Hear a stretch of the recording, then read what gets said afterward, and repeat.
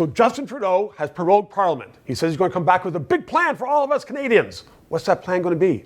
Pavan Bratch is the host of This Week Live, and he knows what's going on in the Prime Minister's mind. At least he tells me that. We're broadcasting from Secret Bar on top of George in Toronto. Welcome to the show, Pavan. Great to see you.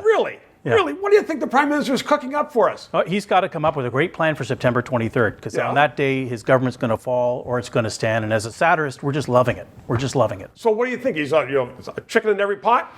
Chicken in every pot's been done. He's done it. He's done that to the tune of $300 billion. Now he's got a new guy looking at his job and liking it. Mr. O'Toole has just been made leader. So he'll be looking at it. What does Trudeau have to come up with? What do you think he's going to come up with? I think he's going to come up with incredible things like maybe getting Theresa Tam to get her hair done now that we're in stage 3, and maybe some important things too, but nothing smart, I don't think. It'll be more kind of woke stuff, but I think he's got a huge opportunity. Is Canada going to be turned into a woke society? Well, we're watching the world unfold, obviously. But here's the thing. There's some exciting things that maybe he could do. We came up with some crazy ideas. We said, hey, listen, for years, Canada's been letting new Canadians come in, invest in corporations, create jobs.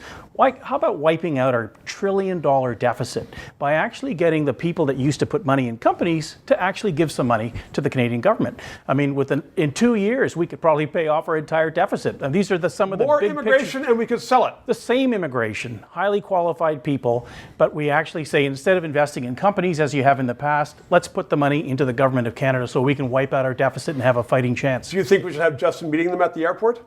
He's done that. Cap in hand? He's done that. It was cap, jacket, the whole thing. But no, I think what else should he do? Our country's built on that. What else should he do? I mean, I think one of the problems he's dealing with is that he's got a small bench of people to choose from when it comes to running things. Like if you look at the healthcare situation, I mean, maybe we should be looking at appointing ministers from the private sector.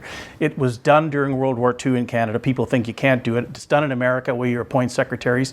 Why can't we pick out the best, the brightest, the smartest? For example, health is almost $300 billion. I thought they were the ones that were in the cabinet already. They say they are, but there's, in health, for example, our health minister was formerly a graphic artist, but she's overseeing $300 billion in spending on healthcare. So could we perhaps, find somebody that's more qualified in the medical sector to take on these kinds of roles, especially in such tough times when the government's changing so dramatically? So Pavan, do you think that Trudeau's going to come back and say, get somebody to replace me? I think he's probably going to stick it out. I think he's going to stick it out. Whether his caucus says that is another question. Pavan Bratch, your 3 minutes. Thanks very much. Thanks so much.